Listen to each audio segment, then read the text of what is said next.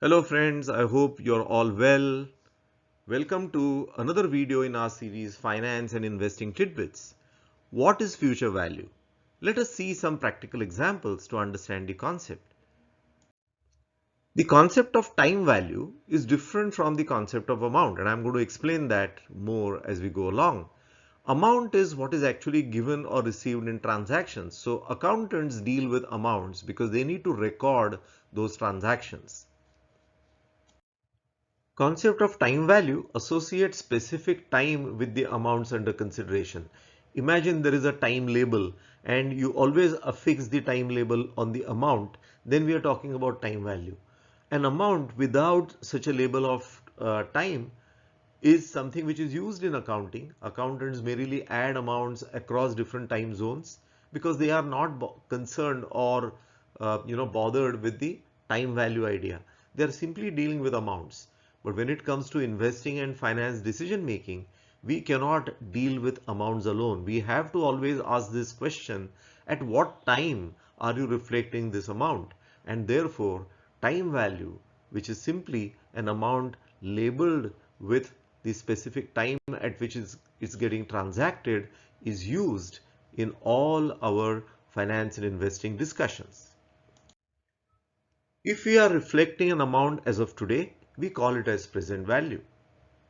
If we are reflecting an amount as of a future date, we call it as a future value. So remember, present value and future value is the terminology which is used in these discussions. We need to look at future values, for example, to arrive at maturity amounts of our investments if you already know the rate of return. Future value is calculated using the formula we all learned in the school, which is the compounding formula.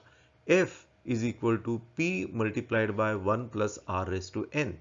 F is the future value, P is the present value, R is the rate of return, N are the number of periods.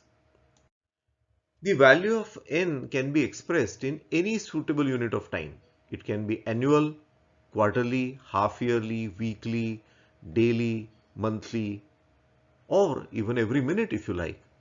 However, we have to always take this care that the way we express R has to be consistent with how N is defined. For example, if we are expressing the rate of return as 7% per annum, then we have to also express the N in terms of number of years. But if you want to express N not in number of years but in, say, per month, then you have to adjust the R also suitably. So if you have to express N in months, you have to divide R by 12 so that you actually get the correct monthly rate of interest, which then can be factored in your calculation.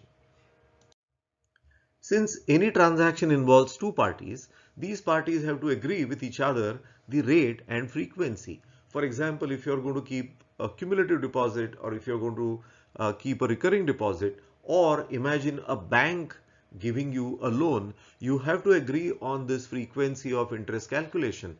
Typically, it is monthly in case of loans, but when it comes to deposits, it's typically quarterly, unless it's a recurring deposit. In a recurring deposit, it can be monthly. So we are going to take some examples anyway. So once it is agreed, it is just arithmetic, but more frequently compounding, larger would be the future value. Let us see some data. So suppose we are talking about 1 year later, 2 years later, and 3 years later data, and we are investing 10,000 today. Then if the compounding is done on an annual basis, the amount will grow to 10,900, 11,881, 12,950. If you make it quarterly compounding, it will be 10,931, 11948, 13060. More frequently compounding, higher would be the future value. You can see that in case of monthly, it goes up further, and in case of daily, it goes up further. But you will see that the biggest jump is between annual to quarterly. From quarterly to monthly, there is a smaller jump, and much smaller jump when it becomes monthly to daily. But the point I wanted to make is that more frequently compounding, given the same rate of interest, the amount would grow larger if the frequency is faster. Also, more the rate of return, higher would be the maturity amount. So again, let's have a look at some data. Let us say that we are looking at compounded numbers. Let us say how much would 1 lakh become in 25 years on a monthly compounded basis. So here is a table. If you were to invest at 6% on a monthly compounded for a period of 25 years, 1 lakh will become 4,46,497. But imagine if you are able to double the rate of return to 12%, the amount grows almost 4.5 times to 19,78,846.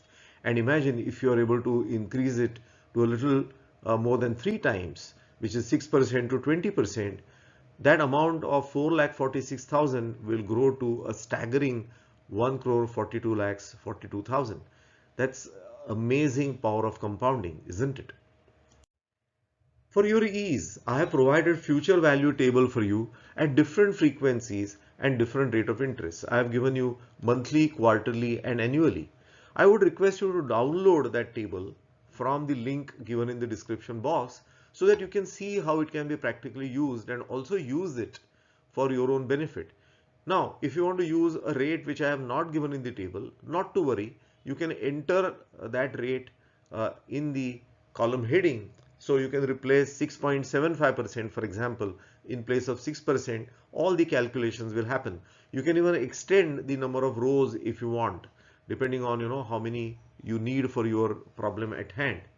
So you can easily get these calculations done through this table, and that's why I have provided this to you. Again, check the link in the description box, and we'll also see how this can be applied for a few financial calculations. You can pause the video as necessary so that you get time to download the table and have it in front of you as well. Suppose you are keeping a cumulative deposit at 6% for a period of 3 years, quarterly compounded. Check the quarterly future value table. I'm sure you would have noticed that there are 3 tables in the file. So look at the quarterly one, and if you look for the factor for 12th quarter, because we are looking at 3 years and we are looking at a quarter, so obviously we are looking at 12 quarters, then it is 1.1956. Now you will find I have highlighted that in the file so that you can easily locate it. Now if your deposit amount is rupees 1 lakh, simply multiply rupees 1 lakh with 1.1956, the factor that you find there. So the maturity amount can be easily derived by you as 1,19,560. So you can use this table for doing a cross check on the maturity amount given by the bank to you. Now let us try a recurring deposit example. Suppose you are keeping a recurring deposit for a period of 3 years beginning from today at 7% interest compounded monthly. You will be keeping a deposit of 10,000 every month. Now typically you would intuitively think that you'll have to calculate interest for month by month, load the interest, load the next deposit in the form of the recurring deposit installment, keep on adding all that. Now that will be a very involved calculation, isn't it? Now the time value table solves our problem in a jiffy. What all that you need to do is simply look at the sum total of 36 factors, because you're keeping a 3-year deposit, it is monthly compounded. So look at the monthly compounding table, and since there are going to be practically 36 deposits, because every recurring deposit, treat that as if it's a deposit for different duration. So first deposit will be for 36 months, next would be for 35, third will be for 34, and so on, and the last installment of your recurring deposit will be barely for 1 month. Now if you simply add therefore all these factors from month 1 to month 36, you can simply total them, and the total will work out to 40.1630.